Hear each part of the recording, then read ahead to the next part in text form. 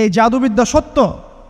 এবং এখনকার অনেক ভণ্ড যে কবিরাজগুলো বের হয়েছে, এরা জিনকে তাবে করে নিয়ে এই জিনদের মধ্য দিয়ে মানুষের মধ্যে জাদু ছড়িয়ে দিয়েছে, এবং এর ফলশ্রুতিতে বহু পরিবার ধ্বংস হয়ে যাচ্ছে।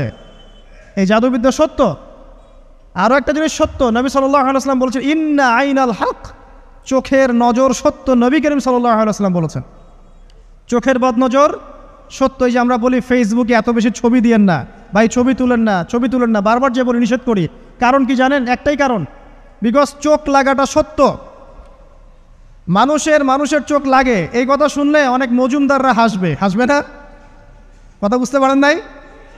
কিন্তু এটা সত্য, কারণ নবী করিম সাল্লাল্লাহু আলাইহি ওয়াসাল্লাম যা বলেছেন সাদাকাল্লাহু ওয়া সাদাকা রাসূলুহুল কারীম, নবী যা বলেছেন, আল্লাহ যা বলেছেন চিরায়ত সত্য। এর বাইরে কোনো সত্য আছে? আচ্ছা দেখেন, আমি বললাম যে জাদুবিদ্যা সত্য। এই জাদুবিদ্যার চর্চা মানুষ করে, এখনও করে, এবং এই জাদু দিয়ে মানুষের ক্ষতি করার জন্যে জিনের প্রয়োজন হয়, দুষ্ট জিন। এই জিনগুলোকে মানুষ তাবে করে মানুষের ক্ষতি করার চেষ্টা করে। দেখবেন এখন গ্রামে গঞ্জে শহরে সব জায়গায় ছড়িয়ে পড়েছে না? দেখবেন, খুব সতর্ক থাকবেন। আমি পরে সলিউশন বলছি আপনাদেরকে। আরেকটা বলেছি, নবী সাল্লাল্লাহু আলাইহি ওয়াসাল্লাম বলেছেন চোখের বদনজর এমন সত্য যে একটা উটকে এই রান্নার ডেকচির মধ্যে ঢুকাই ফেলতে পারে। মানে একটা উট খুব সুন্দর ভালো, আপনি দেখছেন মাশাআল্লাহ বলেন নাই, নজর লেগেছে, উটটা মারা গেছে দেন, তারপর তাকে জবাই করে খেয়ে ফেলতে হয়েছে। একজন সাহাবী গোসল করছিলেন, গোসল, এটা হাদিস সহিহ। এই যে আলেম ওলামা যারা আছেন তারা জানেন যে এই হাদিস সহিহ। একজন সাহাবী গোসল করছেন, তার গায়ের চামড়াটা খুব সুন্দর ছিল, একদম স্কিনটা অনেক সুন্দর থাকে না এমন কিছু মানুষ? আচ্ছা, এখন আরেকজন সাহাবী এই গোসল দেখছেন দূর থেকে, দেখে বলছেন যে কি চমৎকার তার শরীরের রংটা, যেন কুমারী নারীর মতো, অনেকটা এমন একটা কথা তিনি বলেছিলেন। সাথে সাথে এই সাহাবী অজ্ঞান হয়ে পড়ে গেছে। কোন সাহাবী? যিনি গোসল করছিলেন। এখন এটার আপনি কোনো ব্যাখ্যা দিতে পারবেন না তো, এখানে কোনো সায়েন্স দিয়ে বা মেডিকেল সায়েন্স দিয়ে আপনি কোনো ব্যাখ্যা করতে পারবেন না। একটা ব্যাখ্যা দিতে পারেন, কিন্তু কেন সেটা হলো সেটা আপনি অ্যান্সার খুঁজে পাবেন না।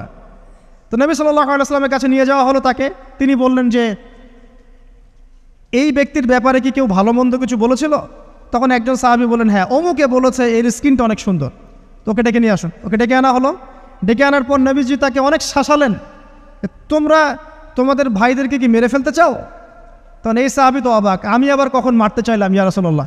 আমি তো মারতে চাই নাই, আমি তো খালি বলেছি যে তার গায়ের রংটা অনেক সুন্দর। তখন তিনি বললেন কেন তুমি সুবহানাল্লাহ বললে না, কেন তুমি মাশাআল্লাহ বললে না? যখন মাশাআল্লাহ বলবেন, সুবহানাল্লাহ বলবেন, নজরটা লাগবে না। আর যখন আপনি মাশাআল্লাহ বলবেন না, সুবহানাল্লাহ বলবেন না, দেখবেন নজর লেগে গেছে। আপনি বিশ্বাস করেন ব্যবসা খুব ভালো চলছে, মানুষ বলল যে বাহ তোর তো ব্যবসা হেভি, লালে লাল শাহজালাল, ঠিক আছে, দেখবেন আপনার কেনা বেচা বন্ধ হয়ে গেছে। এরকম হবে, আমার কথাটা বিশ্বাস করেন। এটা কিন্তু সায়েন্স প্রমাণ করতে পারবেন না, আল্লাহ এবং তার রাসূল বলেছেন, তার উপরে কোনো সত্য নেই। আছে সূরা কাহফ 29 নম্বর আয়াত পড়ে দেখেন, আল্লাহ পাক বলছেন ওয়াকুলিল হাক্কু মির রাব্বিকুম, সত্য সেটাই যা তোমার রবের পক্ষ থেকে আসে। ফামান শাআ ফালইউমিন, যার ইচ্ছা হয় বিশ্বাস করুক, ওয়ামান শাআ ফালইয়াকফুর, যার ইচ্ছা হয় সে অস্বীকার করুক। এই কারণে আমরা বলি ফেসবুকে এত বেশি ছবি দেওয়া, এই আই ওয়াশ করা, এই যে শোডাউন করা, হ্যাঁ ইসলামের কিছু কাজ করলেন একদম মানুষকে না দেখাইতে পারলে ঘুম হচ্ছে না, এগুলো বন্ধ করেন, এগুলো বন্ধ করে দেন আল্লাহর ওয়াস্তে। অফলাইনে কাজ করেন, নিজেকে গোপন করার চেষ্টা করেন। যত বেশি মানুষের কাছে নিজেকে এক্সপোজ করবেন, কাজের বরকত কমে যাবে, কাজের বরকত কমে যাবে, চোখ লাগবে, নজর লাগবে। এবং চোখ লাগা বদ নজরে বহু আলেম আস্তে আস্তে মাঠ থেকে মাইনাস হয়ে গেছে না? যায় নাই? এখন কি আলেমদের সংখ্যা বেশি না কম? যত দিন যাবে আলেমের সংখ্যা আরও কমে যাবে। নবীজি বলেছেন আলেমদের সংখ্যা কমতে থাকবে, মানুষ জাহেলদেরকে আলেম বানিয়ে নেবে। তো প্রিয় ভাইরা, জাদুবিদ্যা সত্য, চোখের বদনজর সত্য, রাতের এই অনিষ্টগুলো সত্য, রাতের বেলা অনেক ক্ষতি আছে। এই জন্য নবীজি বলছেন বাচ্চাদেরকে বাইরে বের করো না, এবং তোমরাও রাত যখন গভীর হবে তখন এদিক ওদিক ঘোরাফেরা করো না। দেখবেন রাত যত গভীর হয় আমাদের শহরগুলো তত জীবিত হয়, তাই না? তাই না? রাত যত গভীর হচ্ছে শহর তত জীবিত হয়। চায়ের দোকানে আড্ডা বেশি, ওই সিনেমা দেখছে, টিভি দেখছে, ক্যারাম খেলছে, লুডো খেলছে, ঘুম নাই। ঘুম কখন? ফজরের আগে আগে। ফজরের নামাজ কিন্তু নাই, ফজরের ঠিক আগে আগে, আবার ওই যে জোহরের নামাজের সঙ্গে উঠতেছে। এখন আমাকে বলেন এরকম জেনারেশনকে দিয়ে কি আসলে ইসলামের কোনো খেদমত হবে? আচ্ছা, নবীজি রাতের বেলা আর্লি ঘুমাতেন, আল্লাহ পাক আমাদের সবাইকে তাড়াতাড়ি ঘুমানোর তৌফিক দান করুন। হ্যাঁ, আপনি ইলিম চর্চা করলে রাত জেগে থাকতে পারেন, আপনি যদি জ্ঞান চর্চা করেন রাত জাগতে পারেন, আপনি কোনো গবেষণা করছেন, নামাজ পড়ছেন বা কোরআন হেফজ করছেন, আপনি রাতের আর্লি উঠবেন, এটা আলাদা বিষয়। কিন্তু কমনভাবে আমাদের এই যে ফেসবুক, ইউটিউবিং ইত্যাদিতে আমরা লিপ্ত থাকি, সারা রাতটা কাটাই আড্ডাবাজি করে, এগুলো বন্ধ করতে হবে। এগুলো বন্ধ না করলে ফিজিক্যালি আমরা সুস্বাস্থ্যের অধিকারী হতে পারবো না, সারা দিনটা আমাদের একটা কি বলবো অলসতার ভাবে যাবে এবং দিনের বেলা কাজগুলো ব্যাহত হবে। এতে করে আমাদের উম্মার এই পুরো বড় যে তরুণ প্রজন্ম আছে এদেরকে আপনি সম্পদে পরিণত করতে পারবেন না। তাই এই সিস্টেমটা চেঞ্জ করা দরকার। নবীজি রাতের বেলা এই সূরা বাকারার শেষে 3টা আয়াত তেলাওয়াত করতেন, আমরা করবো ইনশাআল্লাহ। আরেকটা আমল বলে দেই, নবী করিম সাল্লাল্লাহু আলাইহি ওয়াসাল্লাম রাতের বেলা সূরা মুলক তেলাওয়াত করতেন। কোন সূরা এটা? কোন সূরা? তাবারাকাল্লাযী বিয়াদিহিল মুলক। কয়টা আয়াত আছে? 30টা আয়াত আছে। নবীজি বলেছেন সাল্লাল্লাহু আলাইহি ওয়াসাল্লাম যে এই সূরা আপনাকে কবরের আযাব থেকে বাঁচাবে ইনশাআল্লাহ। কবরের আযাব থেকে তো ভাই বাঁচা খুব সহজ নাকি?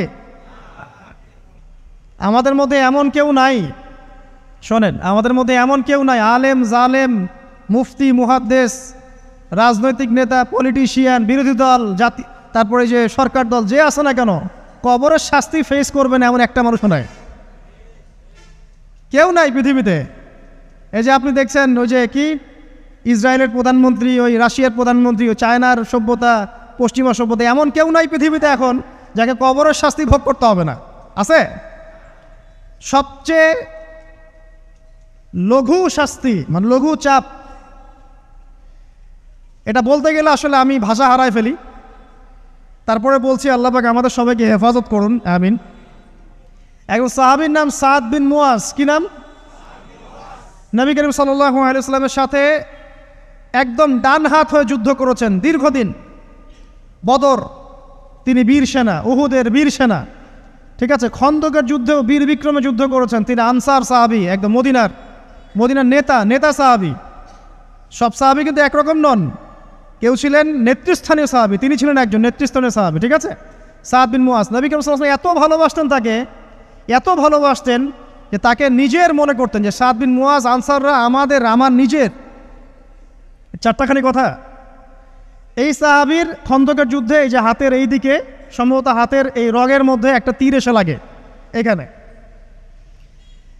এবং তীরটা তিনি বের করতে গিয়ে রক্তটা ছিঁড়ে যায়।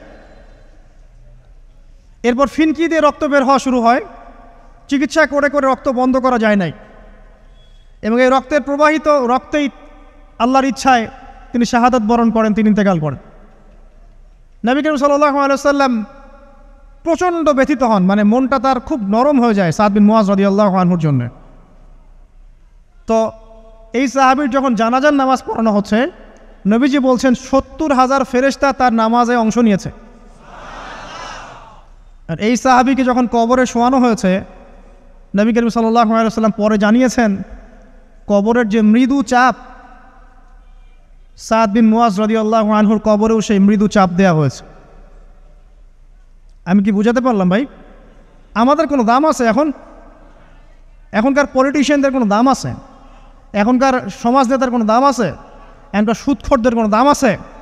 এই ঘুষখোর দুর্নীতিবাজদের কোনো দাম আছে? আমরা যারা কাঠমোল্লা হয়ে আছি আমাদের কোনো দাম আছে? সাদ বিন মুয়াজ রাদিয়াল্লাহু আনহু যদি কবরের শাস্তি তাকে না ছাড়ে, প্রশ্নোত্তর পর্ব তাকে না ছাড়ে, আমরা পার পাবো? নবী করিম সাল্লাল্লাহু আলাইহি ওয়াসাল্লাম বলছেন সূরা মুলক তেলাওয়াত করো রাতের বেলা, ইনশাআল্লাহ সূরা মুলকের তেলাওয়াত কবরের আযাব থেকে তোমাকে বাঁচান। আর আমাদের তো ভাই কবরে সবাই সাথে যাবে না, গার্লফ্রেন্ড যাবে না, বাপ মা ভাই বোন সবাই যাবে না। একজন ব্যক্তি সুদ খাচ্ছে, জিজ্ঞাসা করে দেখেন কেন খায়, বলবে তার সন্তানের জন্য খায়, তার বউয়ের জন্য খায়, তার মা বাবাকে দেখতে হবে তাই খায়, তাই না? একজন ব্যক্তি ঘুষ খায়, বলবে আমার পরিবারের জন্য খাই।